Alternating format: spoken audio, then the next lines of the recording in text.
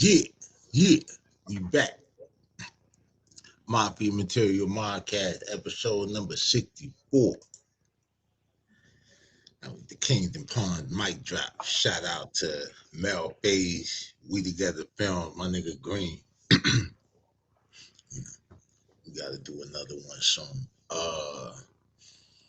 Yeah, man. Next up, we got some more court appearances. We're gonna talk about the Olympic Kingpin. The fall of Ryan Wedding. Yeah, he was married to the gang. That nigga was fucking with them slopes. That nigga was getting it, nigga. Woo. Yeah, that boy, yeah, he was like, yo, just in him. Nigga, they showed that nigga motorcycle collection. That shit was crazy. Yeah, man. I mean, like, yo, I tell you like this, man, from gold medal to cold blooded. All right. So in 2002, Ryan Wedding was representing Canada on the world's biggest stage, the Salt Lake City Winter Olympics. You know what I mean? He was an elite athlete, a symbol of national pride. Fast forward some 24 years later, 2026, and the FBI has him labeled as something else entirely, a ruthless drug kingpin and an accused murderer. After years on the run with a $15 million bounty on his head. Damn, this nigga had the same kind of bag like El Chapo and them niggas had. Hmm You know what I'm saying? The Olympic Kingpin has finally been caught, and he just appeared in the California courtroom to face a 17-count indictment that reads like a Hollywood thriller, episode of Narcos or some shit. We talking about $1 billion drug ring, cartel protection, mistaken identity hits. So today we're gonna go inside the rise and fall of Ryan Wedding. You know what I'm saying? So first we gotta talk about the capture in Mexico City. So on January 22nd, 2026, the run finally ended. Wedding was apprehended in Mexico City, and now there's some drama regarding how it went down. Mexican officials claim he surrendered, but Wedding's own lawyer is pushing back, insisting he was arrested against his will. I think everybody's been arrested against their Yeah, will. who the fuck gets arrested willingly, What you motherfucker? talking about, nigga? Like, If you get arrested willingly, it's called turning in. yeah, like He he got arrested arrested me against his against will. my will. Yeah, I was arrested against my will too, every time. It's called capture and apprehend, motherfucker. This motherfucker talking about Yo. arrested against his will. So by January 26th, he was standing in a Santa Ana courtroom. Uh, the plea, like he entered a plea of not guilty to all 17 felony charges. The judge wasn't taking any chances, citing him a massive flight risk and a danger to the public. So Damn. Wedding was offered to be held without bail. You saw that coming. Um, Status conference is set for February 11th, and a tentative trial date has already been circled for March 24th of 2026. So yeah, they finna move his ass along. Now, the Wedding Drug Trafficking Organization. Prosecutors say this wasn't a small time operation. They're calling it the Wedding Drug Trafficking Operation, WDTO. They alleged that Wedding was operating under the protection of the Sinaloa Cartel, moving massive amounts of cocaine from Colombia through Mexico. And Southern California served as a hub, of course. The storage unit, before the drugs were shipped north into Canada, you know what I mean? They were kept there in Cali. So they probably were going through like Vancouver, like British Columbia and all that shit, whatever. Like all that shit on the way. And then just move it around. But the mob really got all that shit on the east, Montreal, like, Quebec, Ontario, shit like that. But the violence, that has like shocked the public, is as follows. You got mistaken identity. Prosecutors allege that Wedding orchestrated the 2023 murder of a Canadian family who were targeted by mistake. Damn, so you took the whole goddamn family on some. Like when you got to the, like, I don't know, when you got the family member number 3, it's like they ain't realize, like, these might not be the people. But that's the whole thing. When they send them hitters, them niggas don't ask no question. You better not. He's also accused of ordering a hit on a witness in Colombia just last year in 2025. And he was living the high life, while doing it. When the authorities raided properties linked to him in Mexico, they didn't just find drugs, man. They seized $40 million in luxury motorcycles and $13 million in like a 13 million like Mercedes Benzes or some shit like that.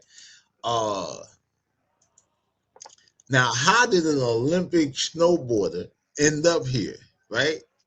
And this wasn't his first brush with the law. Like back in 2010, Wedding was convicted of cocaine distribution and spent a year in prison.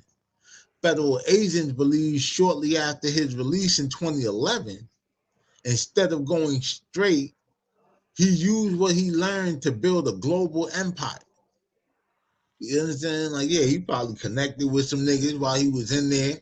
You know what I mean? He's famous Olympic athlete. So, it's not like you're unrecognizable, nigga. You know what I'm saying? By March of 2025, the FBI has seen enough, placing him on their 10 most wanted list. He was a ghost for years, moving between safe houses in Mexico, allegedly protected by some of the most dangerous people on earth. And they always come up with like the most dangerous people on earth until it's time to indict somebody else. So Ryan Wedding went from the slopes of the Olympics to slopes of cocaine, getting him at the top of the FBI's most wanted list. If convicted of continuing criminal enterprise and the multiple murders linked to it, he's looking at spending the rest of his life behind bars and shit. Trial starts in March, and you can bet we'll be covering that shit. You know what I'm saying? Every step of the way, nigga. You know what I'm saying? Like, well, shit. What do y'all think, man? How does an Olympic athlete, like make this kind of transition? Simple, nigga. I tell people all the time. Successful people or people who become successful, like some people are one trick ponies, right? Like some people have a talent that make them successful. Some people, success is their talent. It's just like whatever the fuck it is that they do, they're so meticulous about the shit. Like across all platforms, that's when you start seeing these investigators and they start saying like, if he was born in Bel Air, he would have been, you understand, a CEO of a 4 to 500 company. But here's the shit. This is the prime example. Ryan Wedding come from a very affluent family of business owners and like world class athletes and all kind of shit.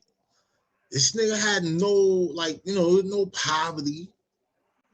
His pop gave him $250,000 like a loan to start a real estate or some kind of business or some shit.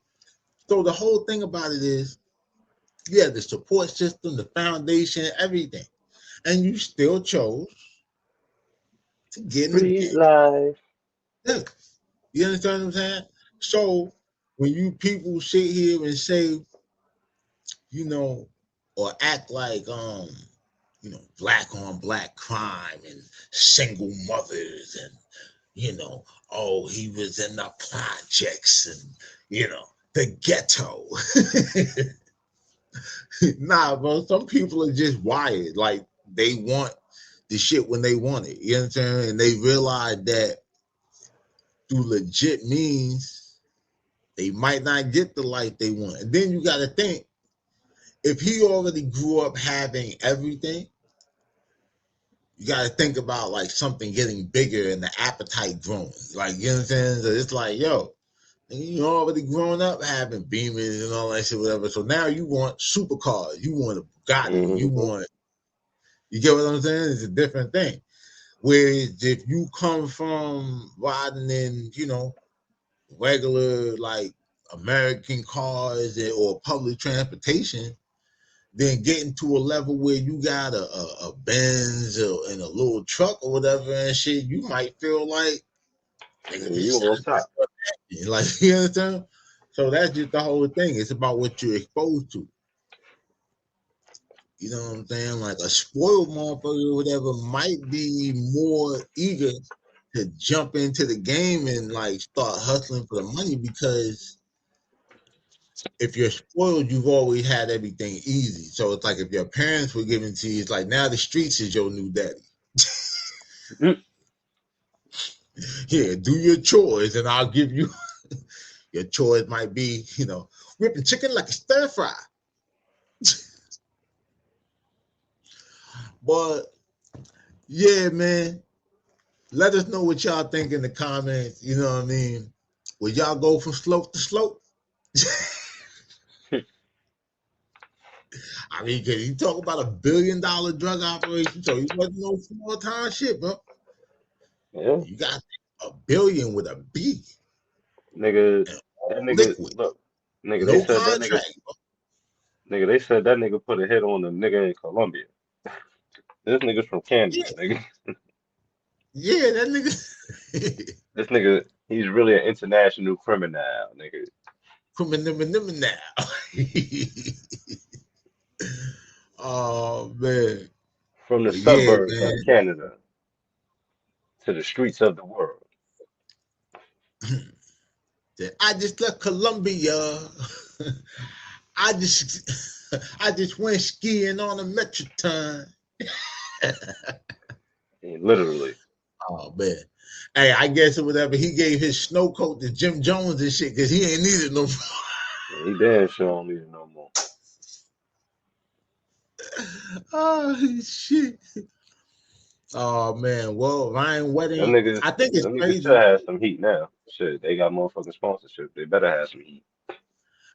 I think it's crazy in this whole situation. For those of y'all who've been following the channel and seeing my other cartel coverage, a lot of a lot of deals been cut at the very, very top of the Sinaloa cartel. Like, they got El Mayo, they got a couple of the Guzman brothers, Chapo sons.